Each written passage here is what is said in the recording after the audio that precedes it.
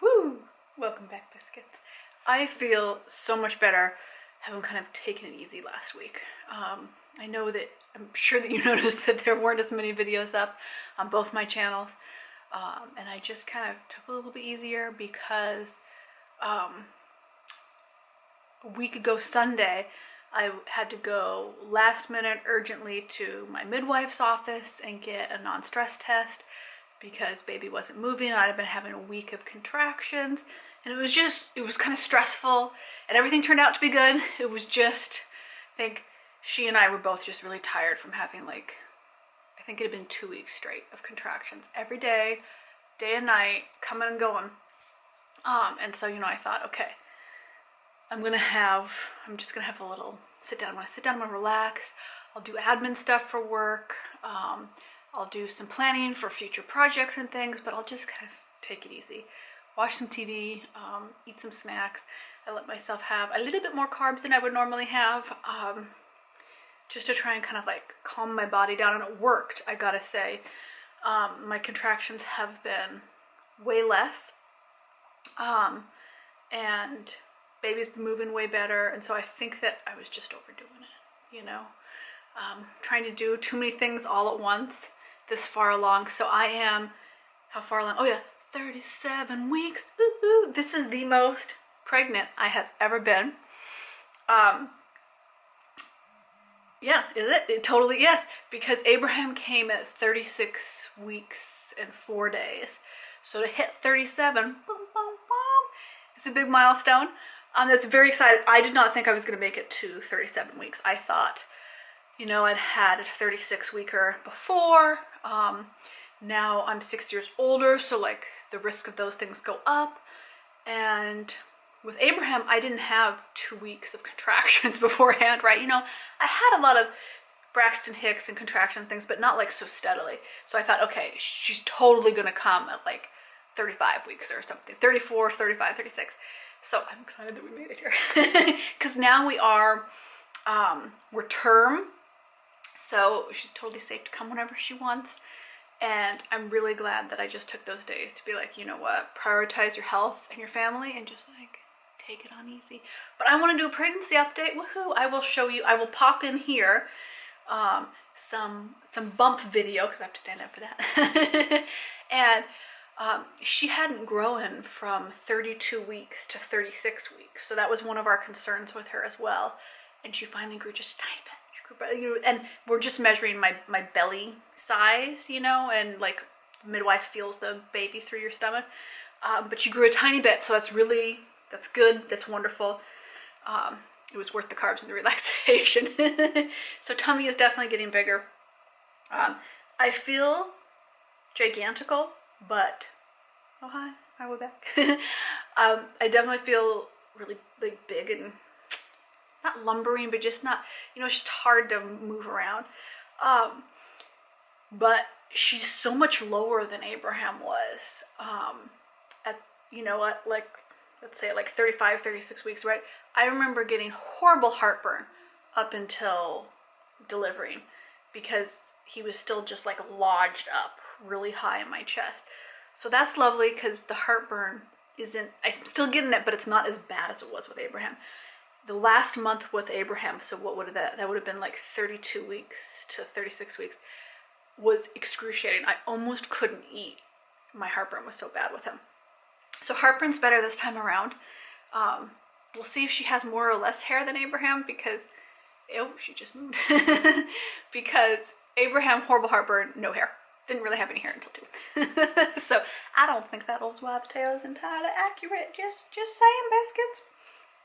Okay, I did write down some of my symptoms because pregnancy brain is a real thing, as I keep saying. Okay, let me find where my notes were. Oh, okay. So this is new. This started at 36 weeks. Hot flashes. Hello, hot flashes. I remember hot flashes from postpartum with Abraham for the first 6 months after I gave birth. I would have crazy lady hot flashes. I could be talking to you and then suddenly I would be bright pink and covered in sweat for no reason. My hormones were just crazy. And now I've started getting that early this time. And my midwife is I just think that you're more hormonal this time, like your hormones are just more all over the place. So that's fun. It does mean that I comfortably sleep in my bedroom at like 59 degrees. I just turn off the heat in the evening because I just can't sleep with the heat on at this point. I'm running too hot and cold. It's bizarre. Pregnancy is such a strange, surreal ride. Yeah, I'm hoping maybe that means the hot flashes won't be so bad postpartum. I'm hoping, because they were not fun, let me tell you. Oh my god, nobody wants hot flashes that bad. No, because people think you're crazy. You're like, why are you sweating all of a sudden? Are you okay? Are you gonna have a stroke or something? You're like, no, it's just the hormones, you know? Oh my goodness, they're crazy. Okay, I wrote this down, but yeah, lots of cramping, stomach cramping, and a lot of contractions, so like stomach and back contractions. But they haven't progressed, they haven't led anywhere. And so my midwife and the OB that she consults with about me is nobody's word. They're just like, you know what? Your body's just practicing. Thanks, body. Who doesn't want to just practice all the time with contractions for weeks? It's so much fun. Have you had that? I can't remember the name. Prodromal.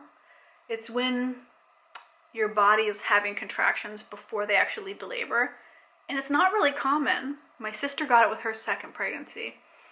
But it's just so exhausting because it's physically and mentally exhausting.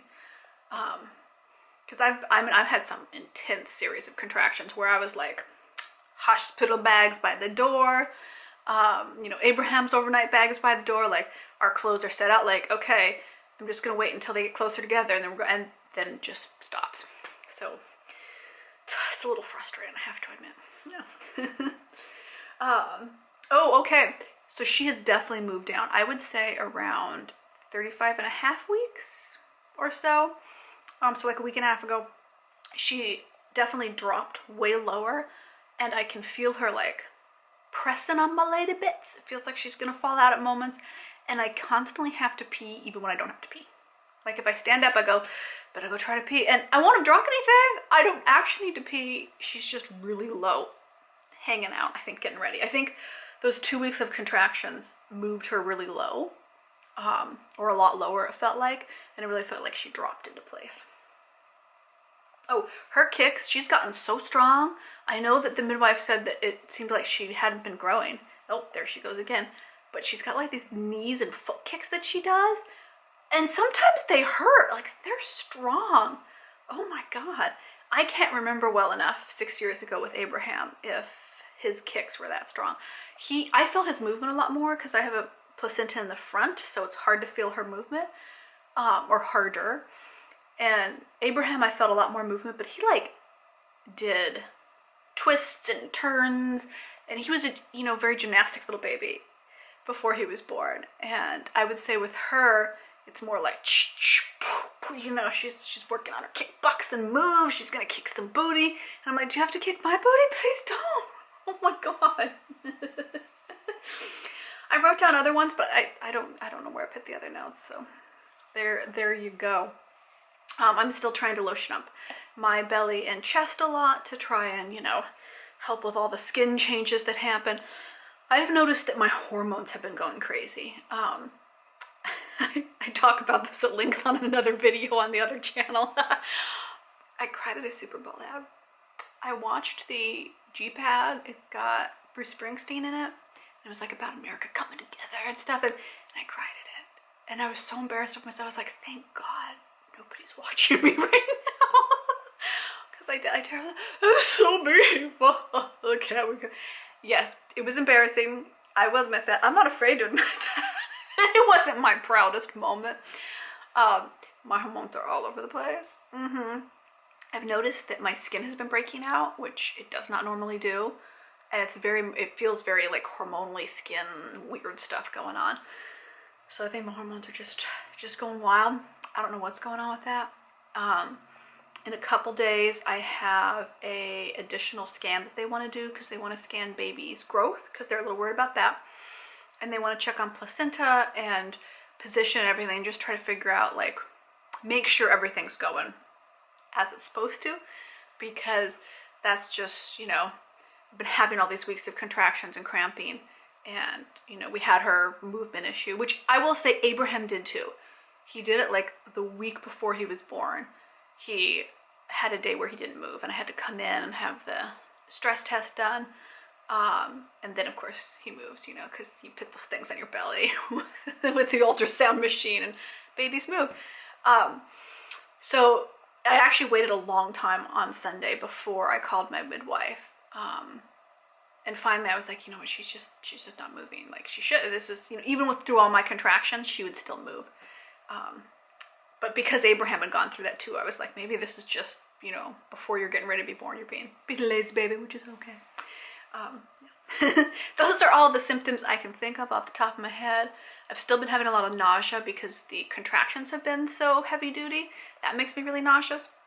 I think probably me trying to be too physically active and do stuff around the house.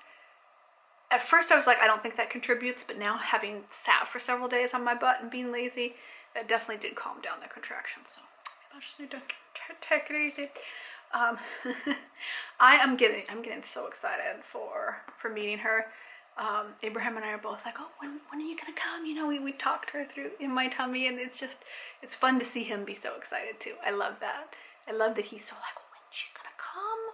Can she do anything when she's born? Okay, because I've tried to explain, the babies are really cool, but they can't do anything.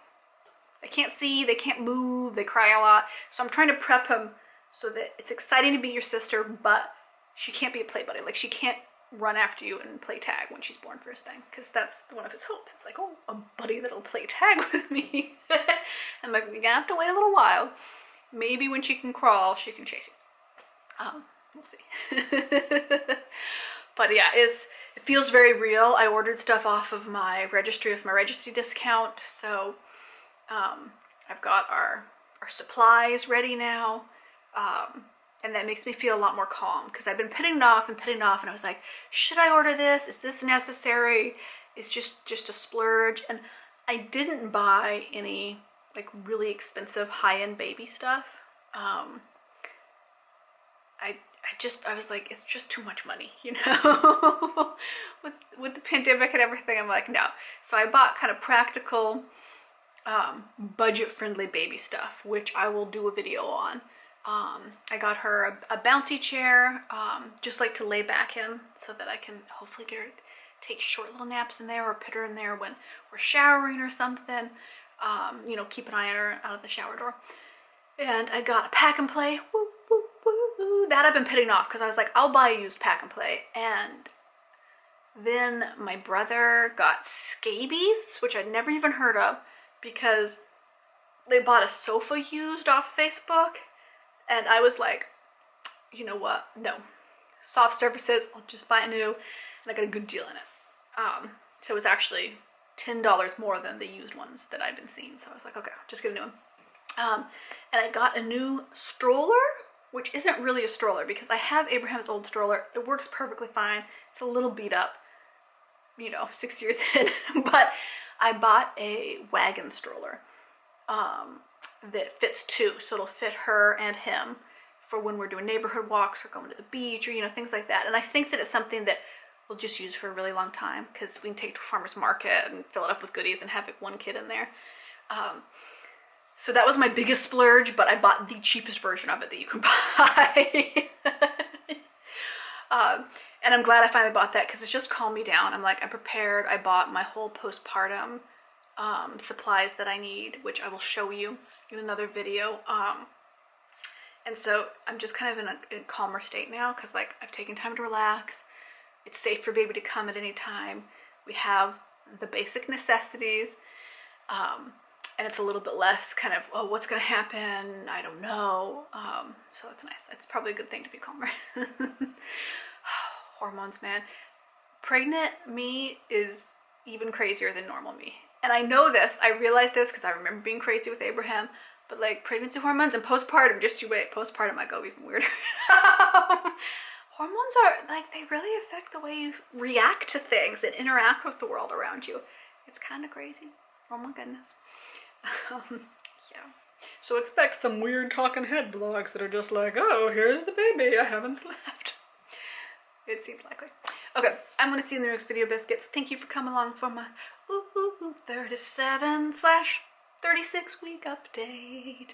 Just kind of smashing them together because I kind of forgot to film updates, and I was like, oh, I should be doing this. This is fun to look back on. I will see you in the next video. I'm going to give you a big lockdown hug. Oh yeah.